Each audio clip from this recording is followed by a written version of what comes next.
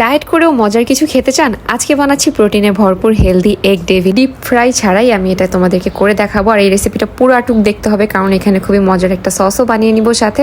তো আমি এখানে চিকেন নিয়ে নিয়েছি, আমি একটু বেশি পরিমাণে চিকেন নিয়েছি কারণ আমি এটা রেডি করে রেখে দিই।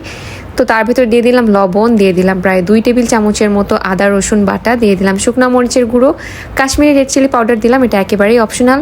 আর এর ভেতরে আমি প্রায় 2টো লেবুর রস ইউজ করেছি যাতে একটু টকটক ভাব আসে। তোমরা চাইলে এর ভেতরে একটু বোম্বাই মরিচ বাটাও দিয়ে দিতে পারো যদি তোমরা ঝাল পছন্দ করো। এবার দিয়ে দিচ্ছি রাঁধুনি কাবাব মশলাটা। এটা আমি প্রায় 1 কেজি চিকেন কিমা না চিকেন পেস্টের ভেতর আমি দিয়ে দিলাম প্রায় 1.5 টেবিল চামচের মতো। এবার দিয়ে এটাকে খুব ভালো করে মেখে নিতে হবে। আমি একটু টাইম নিয়ে এটাকে মাখাচ্ছি যাতে চারিদিকে মশলাগুলো যায়। তো আমি এভাবে বানিয়ে কিন্তু ডিপ ফ্রিজেও রেখে দিই, যখন লাগে আমি আগে থেকে বের করে তারপরে বানিয়ে নিই। তো হয়ে গেছে একেবারে রেডি। এদিকে পানি ফুটতে দিলাম, পানি গরম হয়ে গেলে তার ভিতর দিয়ে দিলাম ডিম সেদ্ধ করতে। এবার এর ভিতর দিয়ে দিলাম লবণটা যাতে ডিমের মধ্যে ঢোকে সেই জন্য লবণটা দেওয়া। তো দিয়ে এদিকে সেদ্ধ করা হয়ে গিয়েছে, ডিমটা খুব ভালোভাবে সেদ্ধ করতে হবে। সেদ্ধ করার পর ঠান্ডা পানিতে নিয়ে খুব ভালো করে আমি ছেলে নিচ্ছি। এবার ছেলা হয়ে গেলে আমি হাতে সামান্য পরিমাণে অলিভ অয়েল ইউজ করছি। অলিভ অয়েল থাকলে তোমরা অলিভ অয়েল ইউজ করবে, অথবা সরিষার তেল অথবা ঘি।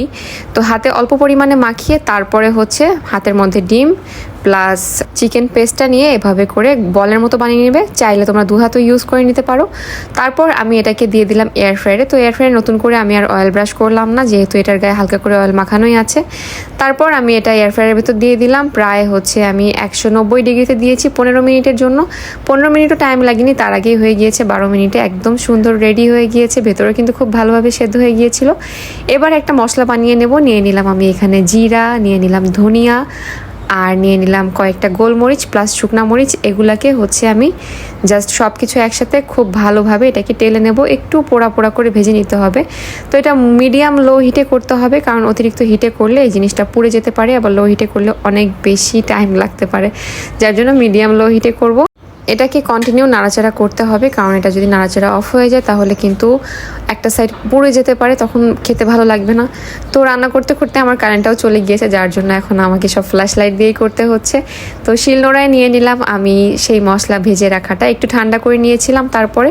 তো এটাকে একেবারে আমি মিহি গুঁড়ো করছি না, একটু আধভাঙা করে নিচ্ছি। দেখতেই পাচ্ছ একটু আস্তে আস্তে রয়েছে, তাহলে কিন্তু খেতে ভীষণ ভালো লাগে। এবার এটার সাথে খাওয়ার জন্য একটা চাটনি বানিয়ে নিব। তো সেই জন্য আমি ভেতরে নিয়ে নিলাম তেঁতুল, তার ভিতর দিয়ে দিলাম পানি। এটাকে দিয়ে কতক্ষণ আমি ভিজিয়ে রাখবো। এবার ভিজিয়ে রাখার কতক্ষণ পর জাস্ট ভালো করে আমি এভাবে একটু ঘনভাবে বানাতে হবে।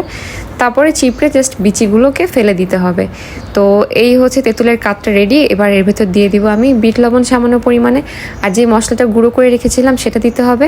তো একটু যারা মিষ্টি টক পছন্দ করো বা চাটনি পছন্দ করো, তারা কিন্তু এর ভেতরে ডায়েটে থাকলে স্প্লেন্ডা অথবা জিরো ক্যাল বা হানি এগুলো একটু অল্প পরিমাণে ইউজ করে নিতে পারো, তাহলে কিন্তু একটা টক মিষ্টি ভাব আসবে। ডিমগুলো একেবারে হয়ে গিয়েছে। তো একটু ঠান্ডা হওয়ার পরে আমি আস্তে আস্তে তুলে নিচ্ছি। হালকা লেগেছিল, তবে খুব একটা লাগেনি, দেখতেই পাচ্ছ খুবই সুন্দর লাগছিল দেখতে। একেবারে ডিপ ফ্রাই না করে এত সুন্দর যে এয়ার ফ্রায়ার হয়, তোমরা যদি ডায়েট করে থাকো তাহলে কিন্তু অবশ্যই একটা এয়ার ফ্রায়ার কিনে নিও, তাহলে কিন্তু অয়েল ফ্রি ভাবে খুব মজার মজার রেসিপি করা যাবে। তো রেডি করে ফেলেছি খুব সুন্দর করে। মাঝখান থেকে আমি একটু কেটেছি আর উপর থেকে দিয়ে দিচ্ছি লেমন জেস্ট। এটা অবশ্যই দিবে, তাহলে কিন্তু খুব ভালো লাগবে খেতে। যখন প্রত্যেকটা বাইটে একটা লেবুর ফ্লেভার আসবে, ভীষণ ভালো লাগবে।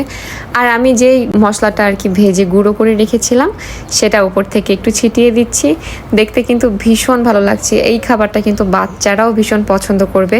চাইলে বাচ্চাদের টিফিনও দেওয়া যাবে, অথবা তোমরা লাঞ্চ বক্সেও কিন্তু এরকম করে লাঞ্চ নিয়ে যেতে পারো, সাথে একটু সবজি অথবা সালাদ। এই রেসিপিটা কিন্তু আমি লাঞ্চে অথবা ডিনারে মাঝে মধ্যেই করে থাকি, আমার কাছে ভীষণ ভালো লাগে। লো কার্ব ডায়েটে অথবা হাই প্রোটিন ডায়েটে ওয়েট লসের জন্য কিন্তু এটা রাখতেই পারো। তো কেমন লাগলো আজকের রেসিপিটা অবশ্যই কমেন্টে জানিও। আর সবাই অনেক ভালো থেকো। টাটা।